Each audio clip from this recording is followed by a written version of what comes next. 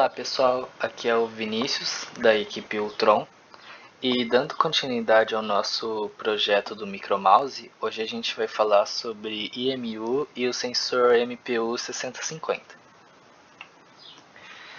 O IMU é uma sigla que vem do inglês e significa Unidade de Medida Inercial. Ela é como se fosse um sistema que combina vários sensores para medir diversas grandezas relacionadas, por exemplo, sensor de acelerômetro, um termômetro, por exemplo, um magnetômetro, um barômetro, um giroscópio. E com esses sensores embutidos em algum módulo, dá para calcular diversas coisas, grandezas, né? Por exemplo, temperatura, altitude, aceleração, determinar a posição de algum objeto. E utilizando desse IMU, a gente vai falar sobre o módulo MPU 6050. Esse módulo ele possui dois sensores, um acelerômetro e um giroscópio. Ele possui também um sensor de temperatura, que eu estava dando uma pesquisada, ele consegue medir a temperatura também do ambiente.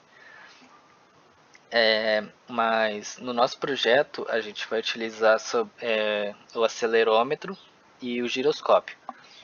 O acelerômetro ele é um dispositivo que ele mede a aceleração de um corpo em relação à aceleração da gravidade.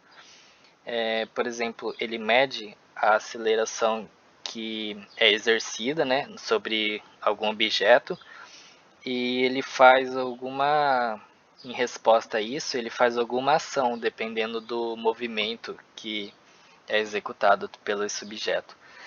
E o giroscópio, ele é um sensor que utiliza a força da gravidade também para indicar a posição de algum objeto no espaço.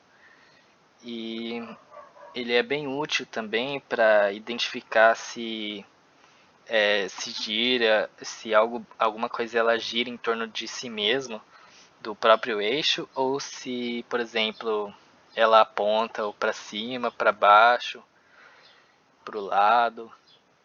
E esses sensores são bem úteis no nosso projeto, em diversos projetos de robótica, como por exemplo um drone, né? Para manter o drone em equilíbrio no ar, utiliza giroscópio e acelerômetro. Aí aqui é um exemplo de conexão. Como esse módulo ele trabalha aqui em 3,46 volts, né? Esse limite máximo de tensão. Aqui tem um conversor de nível lógico para ele adequar a tensão do Arduino, né? Como a tensão do Arduino é de 5 volts, então daí ele adequa para não danificar o módulo, né? Não alterar alguma medição assim durante o uso dele. E aqui a gente vai para o código. Aqui eu estou incluindo a biblioteca do módulo, que está disponível na própria ideia do Arduino.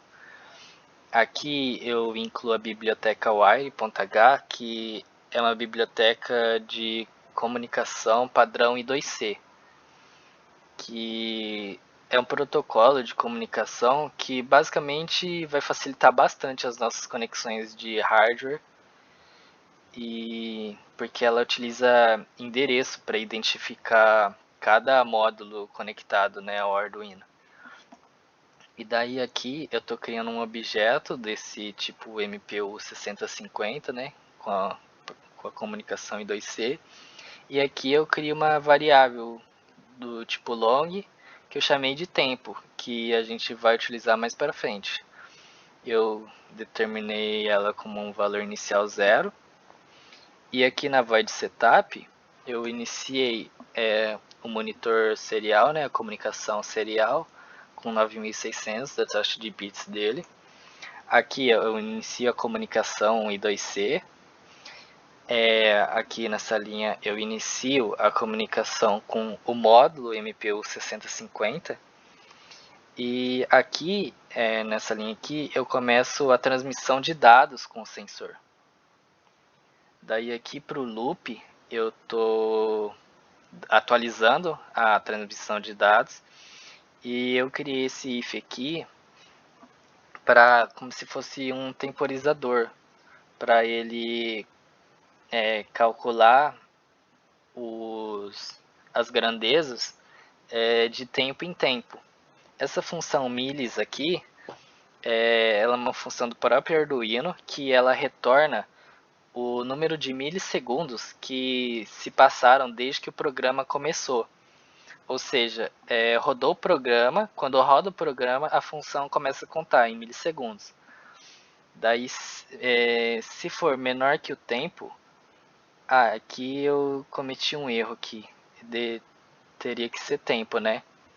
Aí aqui, se ela for menos o tempo for maior do que 1000 milissegundos, então daí ele vai entrar nesse if aqui. Aqui eu só dei uma errada, eu esqueci do O aqui, desculpa, né? Aí aqui então eu tô calculando o ângulo do giroscópio, que ele calcula o ângulo do giroscópio do eixo X, Y e Z. E aqui eu tô calculando a aceleração dos eixos, né, do X, Y e Z, e aqui a posição do giroscópio. Todas essas funções aqui, elas já são da própria biblioteca. E daí ficou bem mais fácil de implementar esse código aqui. Daí aqui o tempo ele está recebendo miles de novo para ele dar uma resetada e fazer a temporização certinha do programa. E é isso, pessoal. Obrigado por assistir até aqui. E deixa o like aí no vídeo. Valeu!